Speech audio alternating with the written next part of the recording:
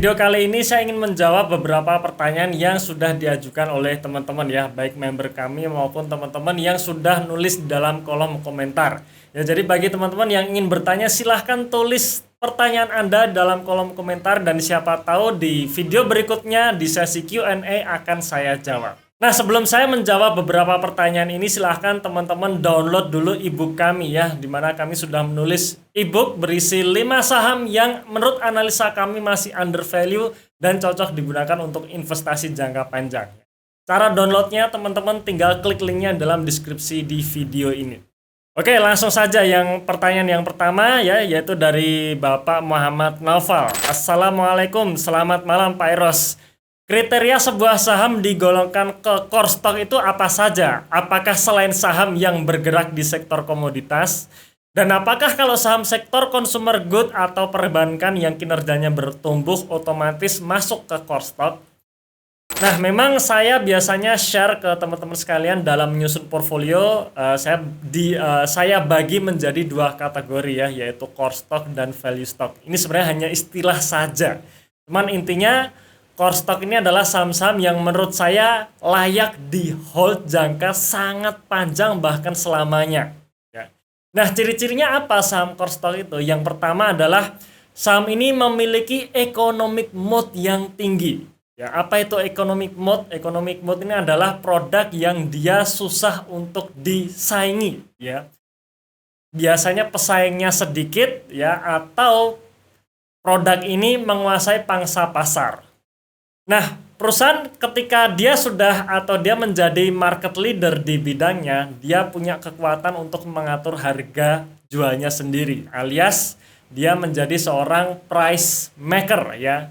Dimana ketika dia ya perusahaan ini mau menaikkan harganya ya, walaupun harga produknya atau harga jualnya dinaikkan, orang-orang tetap mau membeli produknya.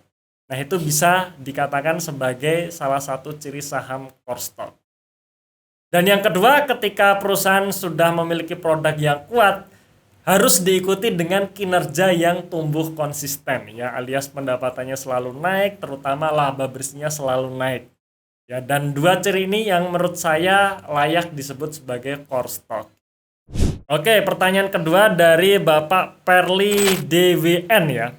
Pak Eros mendengar info-info akan terjadi koreksi di IHSG karena fenomena yang terjadi belakangan ini. Apakah strategi tertentu bagi kita sebagai value investor mungkin ya? Kalau value investing ini kan metodenya ya.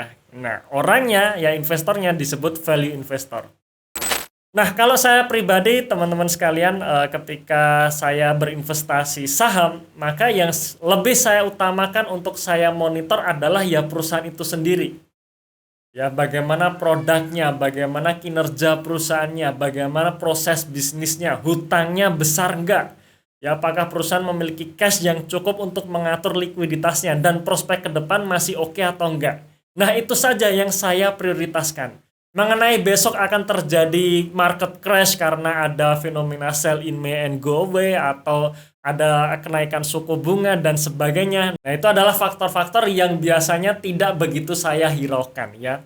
Alias ya terserah gitu, mau market turun, mau market naik ya, mau suku bunga akan dinaikkan, mau perang, mau inflasi dan sebagainya ya, ada sell in May and go away.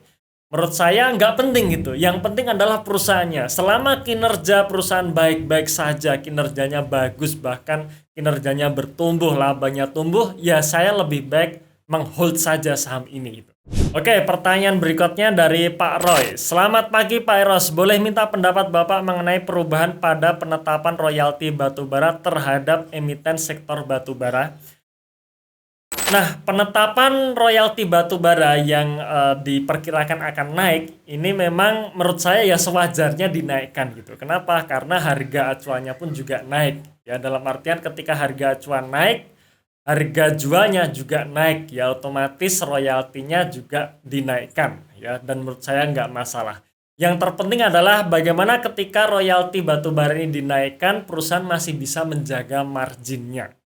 Ya, dan kita lihat ya saham-saham atau emiten-emiten batubara ini di tahun 2021 kalau teman-teman cek laporan keuangannya, biaya royaltinya sudah naik jauh di atas tahun 2020 kemarin. Tapi apa yang terjadi? Profit marginnya masih tebal, masih tinggi. Kenapa? Ya tadi karena harga acuannya juga naik. Tahun 2022 ini sampai video ini diambil ternyata harga acuannya pun masih naik lagi. Otomatis ketika masih naik lagi ini ya bisa kita perkirakan kinerjanya masih naik lagi ya, walaupun nanti royaltinya juga akan naik. Jadi menurut saya nggak masalah. Oke, pertanyaan berikutnya dari Bapak atau Ibu Brindisi ya. Gimana dengan penggunaan laba yang ekstrim, misalnya ditahan sebagai kas atau setara kas bertahun-tahun sampai menumpuk sehingga menurunkan profitabilitas ya. Kemudian yang kedua, dipakai untuk membayar hutang tapi mengambil hutang kembali alias rasio DER-nya tetap. Kemudian yang ketiga, untuk buyback saham, tapi treasury-nya ujung-ujungnya dibagikan ke direksi atau karyawannya saja. Ya. Yang keempat, digunakan untuk akuisisi atau ekspansi, tapi kinerjanya malah memberatkan. Ya. Nah, ini sebenarnya lanjutan dari video kami sebelumnya, yaitu bagaimana perusahaan ini memanfaatkan labanya ya. Jadi karena kemarin saya bilang, perusahaan menghasilkan laba bisa digunakan untuk 4 hal. Pertama, dibagikan ke dividen. Yang kedua, untuk membayar hutang. Yang ketiga, ekspansi. Yang keempat, share buyback. Cuman ini studi kasusnya, ini berat gitu ya. Dalam artian tidak sesuai ekspektasi. Misalkan kasnya ditumpuk terus. Dan memang betul ketika kas itu hanya ditumpuk saja di dalam neraca, alias cuma dimasukkan ke deposito, ini bisa memberatkan kinerja perusahaan. Ya alias profitabilitasnya bisa turun gitu kalau kasnya nggak dimanfaatkan maksimal mungkin. Dan ini juga kejadian banyak di perusahaan-perusahaan ya. Karena biasanya tipe perusahaan yang sifatnya konservatif, dia akan menahan kasnya untuk jaga-jaga. Kalau misalkan terjadi crash lagi atau ekonomi tidak baik, perusahaan masih memiliki kas yang besar seperti itu ya. Nah, menurut saya yang terpenting adalah dilihat lagi ROE-nya. Apakah dengan kas yang menumpuk ini ROE-nya masih dijaga tinggi atau tidak? Ya, kalau misalkan masih bisa dijaga tinggi, ya itu masih bagus. Kemudian yang kedua mengenai membayar hutang ya, digunakan untuk membayar hutang tapi menarik hutang baru ya atau gali lubang tutup lubang seperti itu ya. Nah, menurut saya ini juga kurang bagus ya, karena harapannya sih ketika perusahaan menghasilkan laba tersebut sebagian dipakai untuk membayar hutang. Ya DER-nya harusnya turun. Nah itu yang kita cari. Ya karena kalau DER turun otomatis beban keuangan turun, rasio profitabilitas bisa naik. Ya itu harapannya. Kemudian yang ketiga, share buyback, kemudian saham treasury-nya hanya dibagikan ke karyawan atau direksinya saja.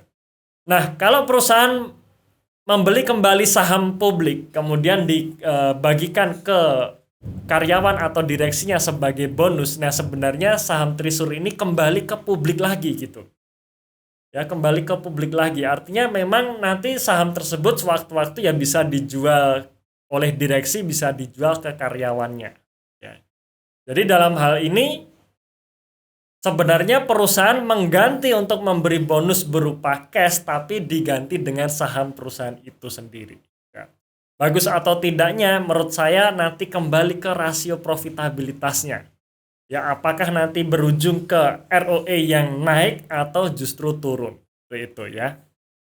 Dan memang betul untuk yang keempat ini salah satu ciri perusahaan dengan GCG yang baik adalah dia membagi dividen. Tapi juga sebenarnya kita lihat ya perusahaan-perusahaan dengan GCG yang baik pun bahkan tidak membagi dividen ya, dan menurut saya juga baik-baik saja ya, tidak masalah sepanjang itu bisa digunakan untuk menaikkan profitabilitas perusahaan berujung ke ROE yang naik ya, paling tidak tetap. Oke, itu tadi beberapa pertanyaan yang saya jawab teman-teman sekalian ya, dan teman-teman bisa mengikuti portofolio saya ya. Kami memiliki program namanya The Investor Portfolio. Bagi teman-teman yang ingin menambah referensi tentang saham-saham apa saja yang saya beli, berapa lama saya hold, dan alasan kenapa saya menahan saham tersebut walaupun harganya turun. Nah, teman-teman bisa mengikuti program The Investor Portfolio. Cara mengikutinya teman-teman tinggal klik linknya dalam deskripsi di video ini atau di dalam kolom komentar yang sudah kami pilih. Terima kasih sudah menonton video ini sampai akhir. Tunggu video kami selanjutnya dan salam Passive Income.